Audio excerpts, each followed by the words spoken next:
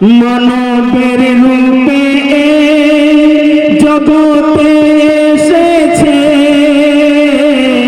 কারো যা জানা নেই নবীজি জানিয়েছে। জুলুমের বিরুদ্ধে প্রতিবাদ করেছে,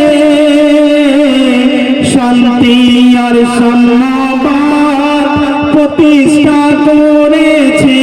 তাই সত্যবাদী মোর হুজুর মুহাম্মদ, সত্যবাদী মোর হুজুর মুহাম্মদ, যারে মেনে নিয়েছে তামাম জামানা। বেমিসাল বেমিসাল মিসাল যার পাবে না, আমিনা মায়ের লাল দুহারে মদিনা। নবীজির প্রীতিতে ব্যবহার নীতিতে, নবীজির প্রীতিতে